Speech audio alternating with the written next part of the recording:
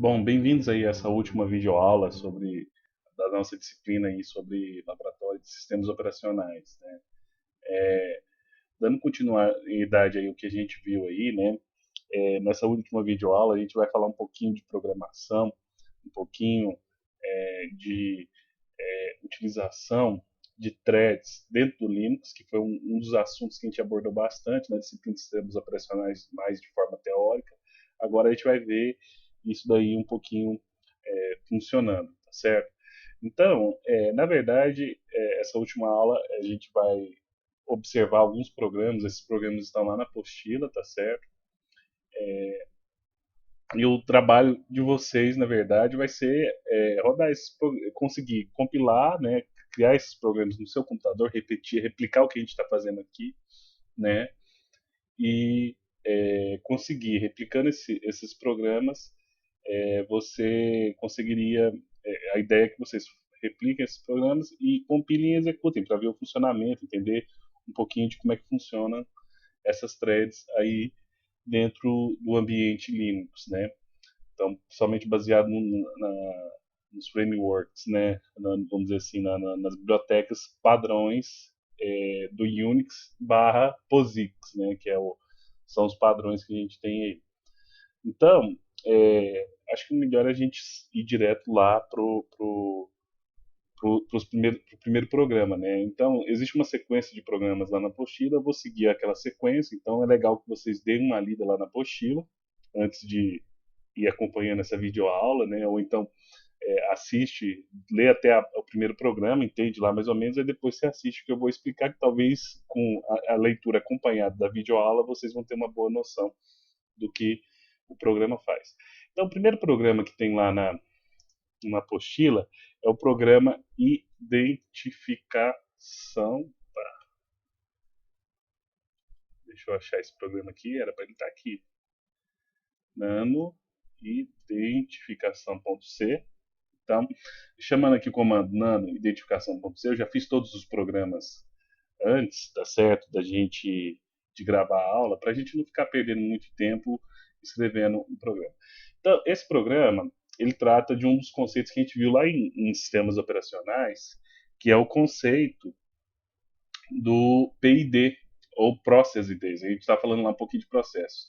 Se você for lembrar lá o que viu lá em sistemas operacionais, o que acontece? Cada aplicativo que você tem executando no seu ambiente, no seu sistema operacional, no caso aqui do Linux, né, ele é um processo. Esse processo ele define uma determinada área da memória, define alguns recursos que você tem aí de acesso a hardware, né? E o sistema operacional ele gerencia esse processo. Então, por exemplo, ele pega esse processo e fornece o uso da CPU, ou seja, o seu programa entra em execução. E esses sistemas operacionais modernos, o Linux, o Windows, o macOS, são todos sistemas multitarefa. Então, eles suportam vários processos. E cada processo ele tem um número que é um número identificador, tá certo? Então, que é o PID, tá certo? Então, ou Process ID. O que acontece? Esse PID seria o equivalente, por exemplo, do RG nosso, tá certo? Cada pessoa, ou CPF. Cada pessoa no país tem um CPF que é um número que identifica aquela pessoa. O PID, ele é um número que identifica o processo, o aplicativo que está em execução, tá certo? Cada aplicativo, quando você executa, é dado um número para ele. Geralmente, o que acontece? No Linux, existe o primeiro processo, que é o init. Ele geralmente recebe o PID número 1. E esse init ele vai carregando outros processos, né? Então, por exemplo, ele carrega lá o gerenciador de janelas, por exemplo, os sistemas de arquivos e assim por diante. Cada vez ele vai dando um número diferente para isso, né? Aí depende da implementação. Tem alguns que envolvem número aleatório, tem uns, mas geralmente o pessoal faz isso, às vezes incrementando o número de processo, ou quando o processo termina a sua execução, aquele PID fica liberado, tá certo? Mas o que interessa nesse programa é que existem algumas funções que permitem você, no seu programa, saber qual que é o número do seu processo. Tá certo? Então, esse programa aqui, quando ele for executado, ele vai receber um número de processos que eu não sei de antemão. Cada execução, ele vai receber um número de processos diferente. Mas você pode usar, tem algumas funções que você pode usar para poder identificar qual que é o número do seu processo, né? E tem algumas aplicações para isso. Então, por exemplo, a gente vai ver lá depois algumas ferramentas, quando eu faço um fork do processo, que eu crio uma cópia do processo, eu posso usar isso para identificar se eu estou em um processo, vamos dizer assim, principal, ou num processo secundário, e assim por diante. Então, essas funções são as funções get PID, get PPID. Observe que tem dois P's aqui, ó, vocês estão vendo aqui no finalzinho isso daqui, e getPGRP. O getPID, ele retorna o número do processo atual, que é o processo que está executando, é o número desse processo, que seria esse aplicativo. Todo processo, geralmente, ele tem um processo pai. E o pai de todos, como eu falei para vocês, é aquele processo init. O getPID vem de parent PID, ou seja, o processo pai. Então, eu consigo descobrir quem que é o processo pai que chamou esse processo. Geralmente, em ambiente Linux, quando você tem um aplicativo console, como é o caso desse aqui, o processo pai é o terminal que geralmente o nome desse processo chama-se bash, né? A gente vai ver isso daqui a pouquinho. E o get pgrp, isso aqui é o grupo do processo. Então, vocês vão ver isso aqui executando daqui a pouco. Então, o programa ele é muito simples, tá certo? Então ele tem essas funções e o que ele fez aqui foi o seguinte: ele vai vir aqui, ó, e vai mostrar qual que é o PID do meu processo, quem que foi o pai e qual grupo que ele pertence. Então ele está mostrando informações sobre ele, tá certo? Sobre esse processo. Essas funções, não sei se vocês lembram lá quando vocês começaram a programar em C, elas estão dentro da biblioteca UniSTD. Uni vem de Unix, né? E STD padrão é a biblioteca padrão do Unix. Então ela que implementa esses processos aqui. Então você tem que dar o include dessa biblioteca. Vocês vão perceber que se vocês copiarem direto o programa da apostila, isso aí já abrindo um parênteses, existem alguns erros nesses programas. Vocês vão ter que corrigir esses erros, tá certo? Então isso aí vai fazer parte do exercício de vocês.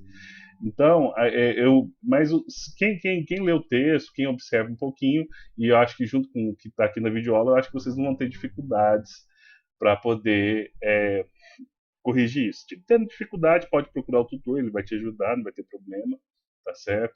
Vocês vão ver que não tem dificuldade nenhuma. Uma coisa também que vocês vão ter que fazer, abrindo um outro parênteses aqui, para todos os programas, vocês vão ter que criar aqui, ó, um printf desenvolvido, né? Vou colocar uma string falando que foi você que fez esse programa. Por Ailton Luiz, por exemplo. Dias. Eu vou botar o nome completo. Para dizer que foi eu que fiz esse programa, tá certo? Então, na hora que vocês vão ter que pegar o programa, abrir lá o Nano, ou qualquer outro editor que vocês queiram, editar esse programa, vou gravar ele aqui e vou sair. Aí, para compilar, é o que a gente viu lá na aula passada. GCC é o identificação.c menos O. Aí eu vou deixar só o identificação. Se vocês observarem, quando eu executei aqui, ele compilou, tá certo? Aí eu tenho aqui agora o meu executável, então eu posso executar com ponto barra identificação. Então, olha só. Quando eu executei, ele me mostrou isso aqui, ó. Eu sou o processo PID 3051. Então esse era o PID quando ele estava na execução. É claro que como a execução dele terminou, o que acontece?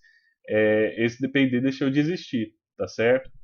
Então, meu pai ele tem o PID 2471. Isso aqui provavelmente é o PID do bash. A gente pode verificar isso. Tem um comando que é o top, ou o PS. Vamos ver aqui com o PS se a gente consegue ver. Isso, com o PS a gente consegue ver.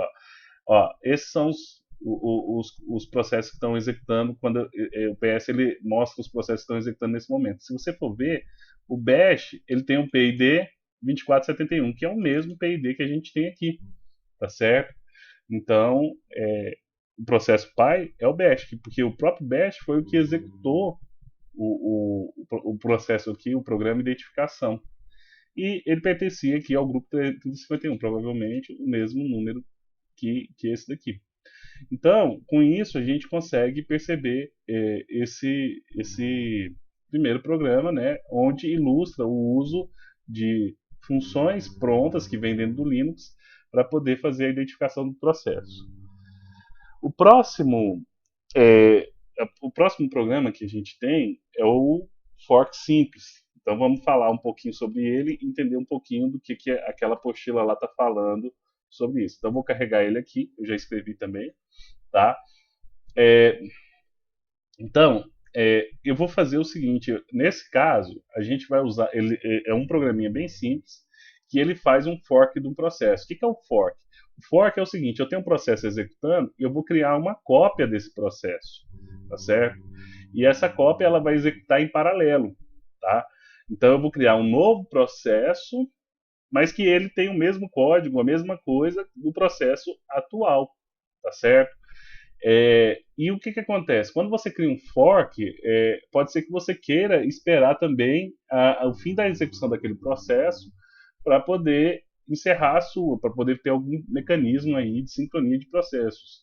Então a gente acaba usando aí o wait, né? Que é o wait é uma funçãozinha que serve para a gente esperar a execução dos processos filhos acabarem antes da gente encerrar. Essa técnica foi uma das primeiras técnicas de multitarefa que a gente teve aí nos sistemas operacionais, lá, principalmente nos sistemas Unix. Para usar essas técnicas, além do UniSTD, eu vou ter que usar essa biblioteca aqui, que é o sys/wait, tá certo? Vocês vão ver essa bibliotequinha aí, que vocês vão precisar disso daí. Isso aqui, inclusive, lembra daqueles erros que eu estou falando lá para vocês? Se eu não me engano, ele esqueceu lá desse sys aqui. Eu já estou dando a dica aí para vocês resolverem o problema, né? Então, olha só o que tem aqui nesse programa. O programa tem um main, ele cria aqui ele pega um int id. O id, ele é um identificador que te ajuda a identificar, por exemplo, se quando eu fizer o fork, se o processo é o processo filho ou o processo pai. Então, quando eu chamo fork, tá aqui a próxima função, ó, fork aqui, ó, ela me retorna o identificador. Aí esse identificador, quando é o processo filho, ele vale 0. Quando é o processo pai, ele vale qualquer outra coisa, tá certo? Então eu posso ter códigos, por exemplo, com um if, códigos diferentes para o processo filho e para o processo pai. E os dois processos vão executar em paralelo. Então, nesse exato momento aqui, eu vou ter dois processos, um processo filho e um processo pai. O processo pai, ele vai vir aqui com o id e vai falar assim, o id é igual a 0? Não, não é. Então ele vai vir aqui no else e vai fazer o seguinte, olha, ele vai imprimir processo pai, vai mostrar o PID com aquela funçãozinha que é getPID e vai mostrar quem que é o pai dele, que é o getPPID, tá certo? E eu estou esperando pelo filho, tá certo? Então ele vai falar isso daqui. Depois, ele vai chamar a funçãozinha wait, que ele vai esperar todos os filhos dele terminarem a execução para ele terminar a execução. Então, essa funçãozinha wait é esperar em inglês. Então, ele espera os filhos coisar. Quando terminar a execução, ele vai falar o seguinte: meu filho terminou e eu também vou terminar. Beleza? E termina aqui a execução disso daqui. Isso para o processo pai. Para o processo filho, o que vai acontecer? Ele vai vir aqui e vai vir aqui, ó, o id é igual a 0? Ele é o processo filho. Então, o que ele vai fazer? Ele vai imprimir aqui um tab, você vai ver que o texto vai ficar um pouquinho mais à direita, e vai mostrar qual que é o PID dele. Você vai perceber que o PID dele é diferente do PID do pai, tá certo? E ele vai fazer o seguinte, ele vai esperar 10 segundos, ele não vai ficar fazendo nada, tá certo? Você vai ver que o programa simplesmente só vai demorar 10 segundos para encerrar a execução. E esse esperar 10 segundos é executado nessa funçãozinha aqui, que é o sleep 10. Esse sleep seria dormir, né, em inglês. Ele dorme, vamos dizer assim, por 10 segundos, ou seja, ele fica lá à toa por 10 segundos. Depois desses 10 segundos, ele fala, olha, já terminei e vou embora. Aí ele cai aqui no else e termina a execução do processo. Quando ele terminar a execução do processo, esse wait aqui do pai vai ser notificado. E aí ele vai terminar a execução lá do pai. Então, vocês vão ver isso executando, tá certo? Eu vou simplesmente sair aqui. Esse programa também vocês vão ter que fazer. Lembrando que antes aqui do return, você vai ter que dar um printf com o seu nome, aquilo lá que a gente falou, né? Então, eu vou vir aqui, ó, gcc fork simples.c menos o, vou pôr aqui fork simples. Não esqueça de apagar o ponto .c quando você usar o tab, igual eu fiz aqui, porque você pode acabar apagando seu próprio programa. Então, ó, deu um ls aqui, então eu tenho aqui ponto barra, opa, desculpa, fork simples. Olha só, o pai, ele tem um PID de 3068, né? E ele está esperando pelo filho de PID 4071, tá certo? Então, pelo seu filho, 4071. Aí o filho, ele tem um outro IP. Só que isso aqui, na verdade, né, pelo filho, esse 4071 aqui é o PID do Bash, se vocês forem lembrar, né? Aí ele só está mostrando que ele foi criado por isso. Talvez a gente possa dar uma editada aqui só para detalhar um pouquinho e mostrar o pai do processo filho. Então o filho ele tem um PID 3069. Isso aqui ilustra aquilo que a gente estava falando. Os PIDs eles são criados sequencialmente, tá certo? Aí o filho foi lá, esperou 10 segundos, os dois processos eles estão executando em paralelo, tá certo? Aí quando ele terminou, tá certo?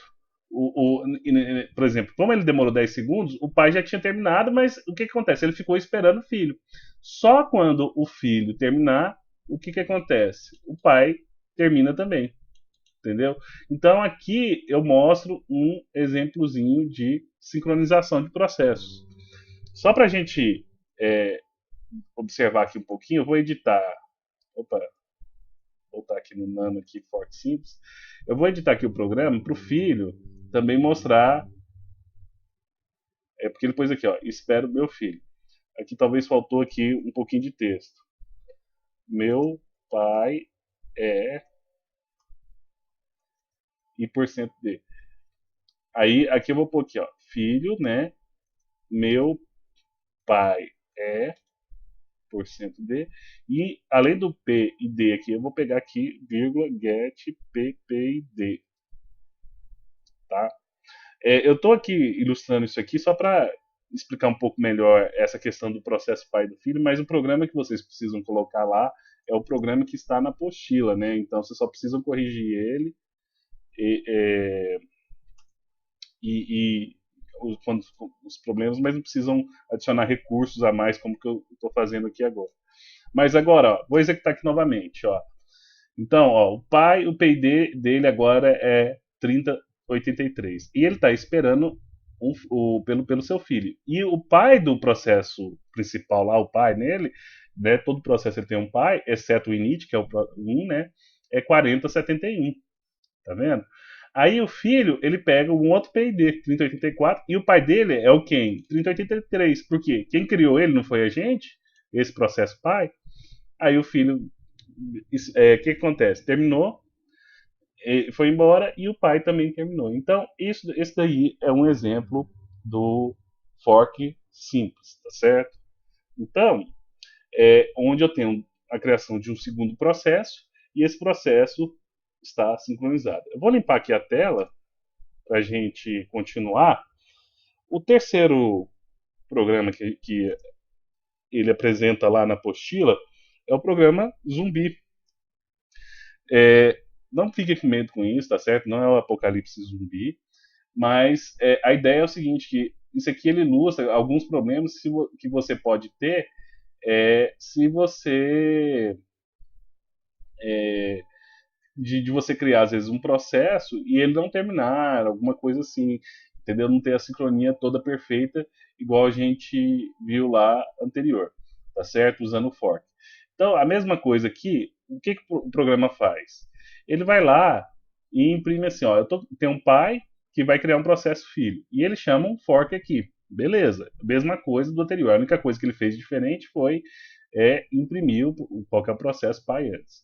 Aí eu tenho as duas situações. Se o ID é igual a zero, como é que é o código do filho? Se o ID for diferente de zero, qual que é o código do pai? né?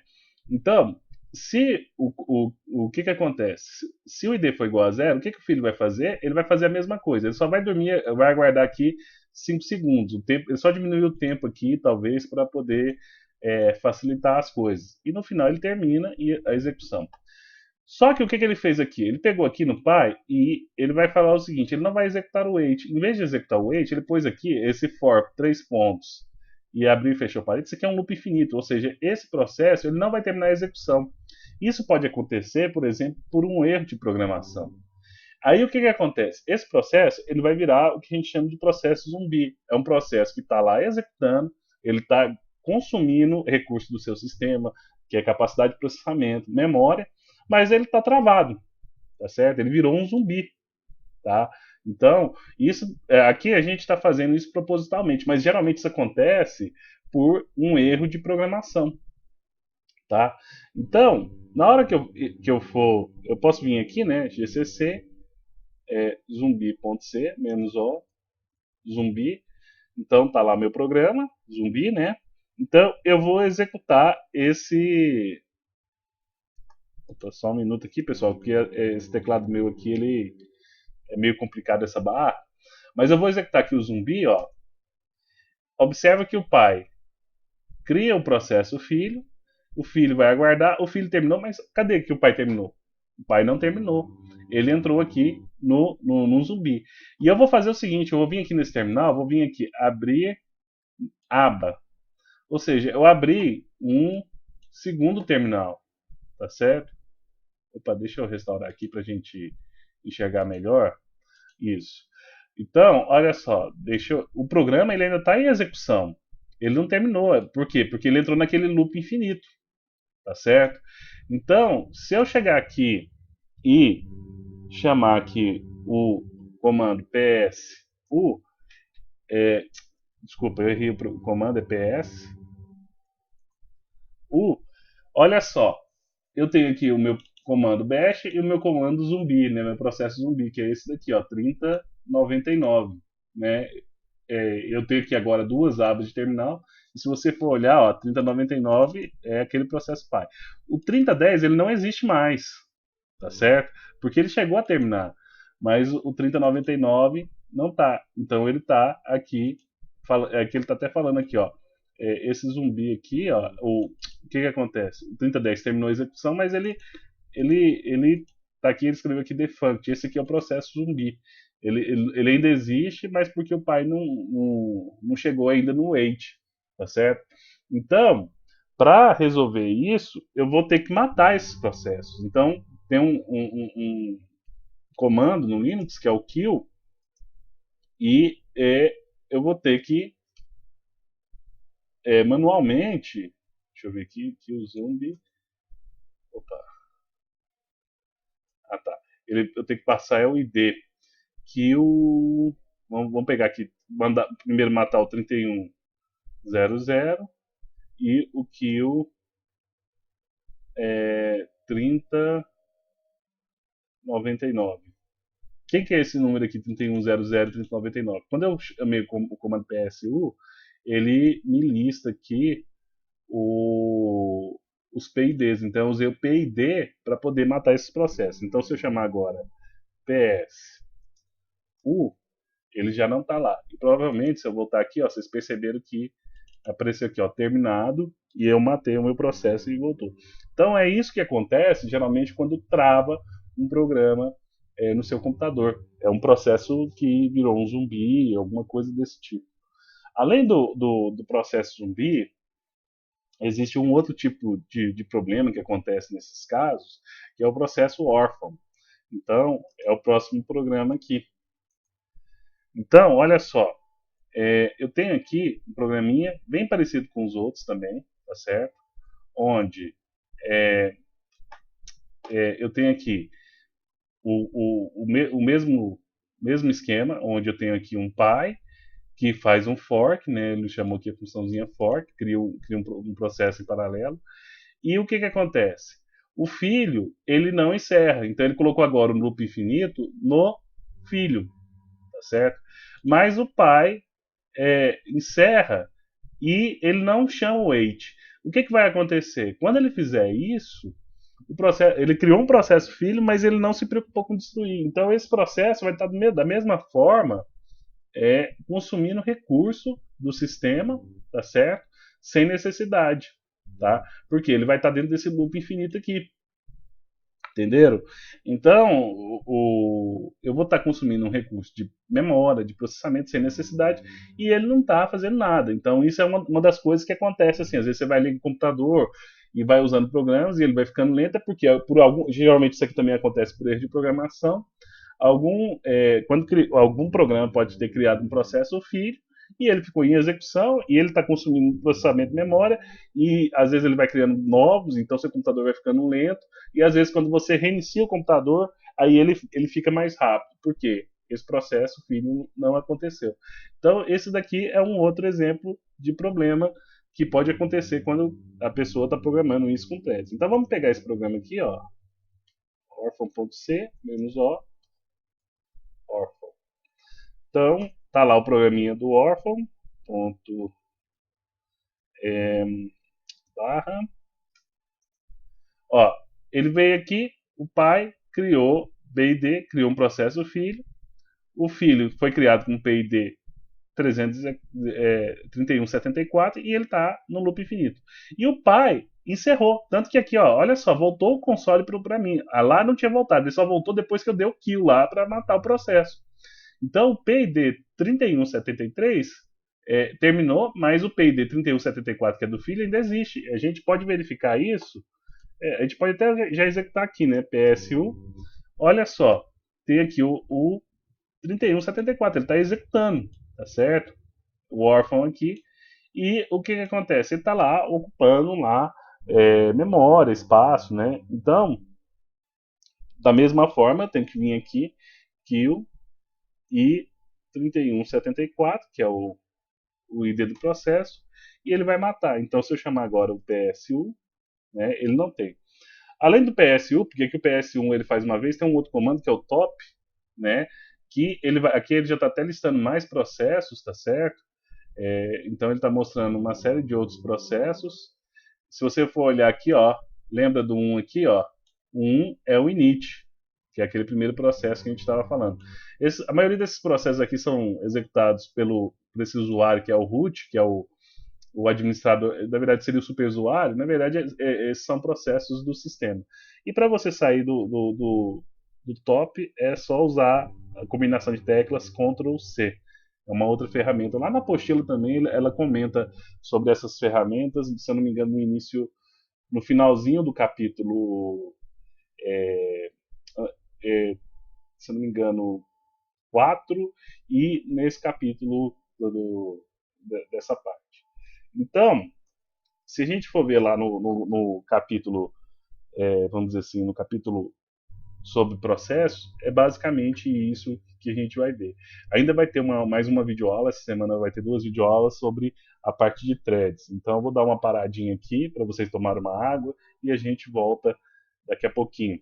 Tá? Um abraço.